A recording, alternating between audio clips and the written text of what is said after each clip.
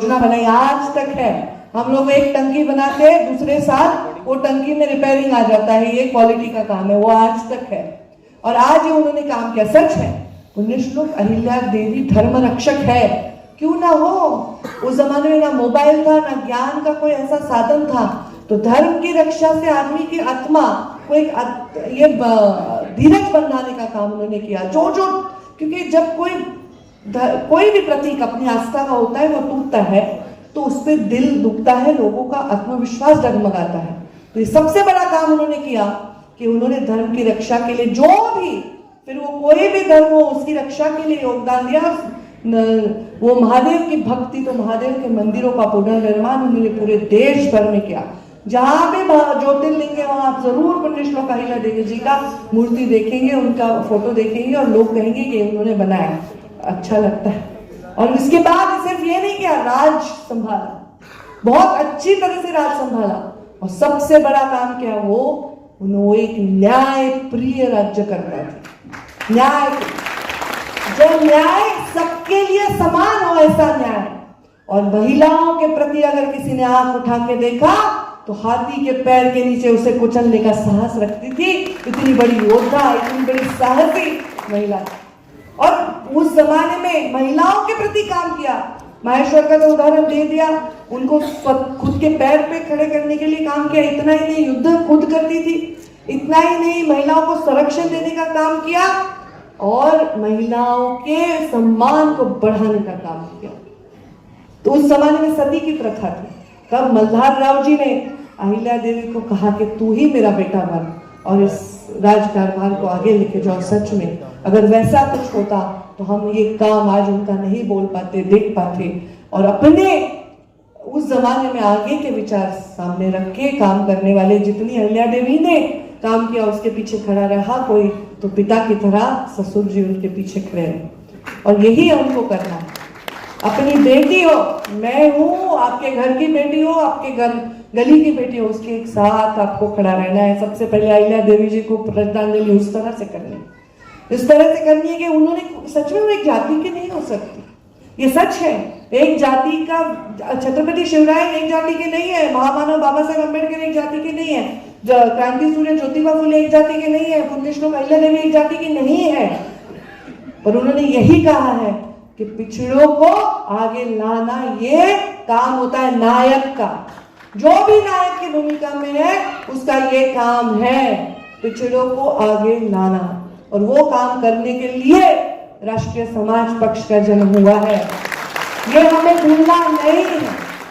आपके पास उद्योगपति हो, आपके पास जो भी हो, आपकी नजर सबसे आखिरी आदमी के ऊपर ही होनी चाहिए। इत्र से कपड़ों को महकाना कोई बड़ी बात नहीं, मजा तो तब है जब खुशबू किरदार से आए। यह काम हमें करना है, ये काम।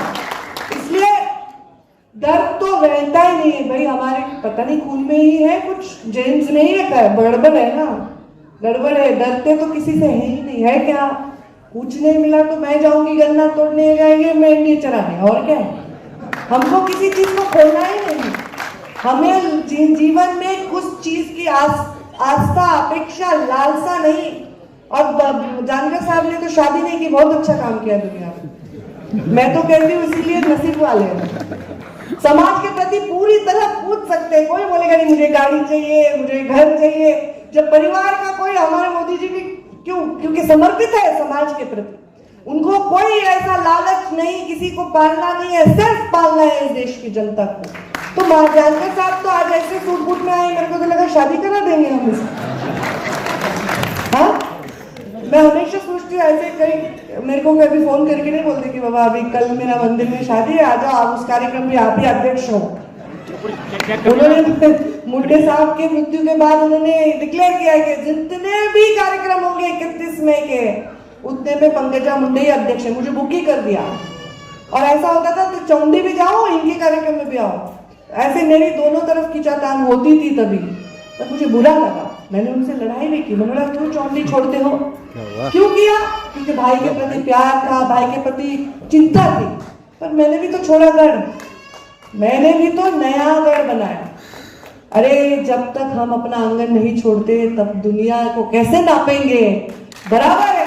हेमंत जी ने कहा, हमारे सांसद ने कहा कि जब तक उस मराठा मतलब जाति की बात नहीं कर रहे थे, मराठा मतलब जो योद्धा थे महाराष्ट्र के, फिर अहिल्या देवी, छत्रपति शिवराय, पेशवा, उन्होंने जब तक उत्तर की तरफ नहीं देखा तब तक साम्राज्य नहीं बढ़ाने। तो हमारी अहिल्या देवी की राजधानी माहेश्वर थोड़ी होती, वो चौंडी से माहेश्वर गई, तो कितना पराक्रम किया, देश को कितना कुछ दिया।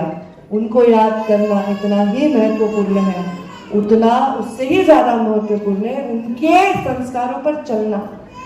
आज हम लोग राजनीति के लिए पार्टी भी बना लेते हैं, समाज को इकट्ठा करने के लिए, जाति के लिए उसका भी एक झंडा बना देते हैं, पर उसके परे जाके काम करना है। हम तो कष्ट करने वाले लोग, हमको कष्टों से कोई डर नहीं लगता। मैं इलेक्शन में हार गई, सब बोले हार गई, खत्म हो गई। उल्टा हारने के बाद ज्यादा बड़ा नाम हो गया, ज्यादा लोग प्यार करने लगे, क्योंकि हारने से लोगों को कोई प्रॉब्लम नहीं, कोई परहेज नहीं, झुकना लोगों को पसंद नहीं। बताओ मुझे, हम किस योद्धा का नाम लेते हैं? हम महाराणा प्रताप का नाम लेते हैं, क्या हुआ था? युद्ध हारे थे कि जीते थे? हम झांसी की रानी का नाम लेते हैं, क्या होता था? हारे थी झांसी के, जीती थी, पर झुके नहीं, इसलिए हम उनका नाम लेते।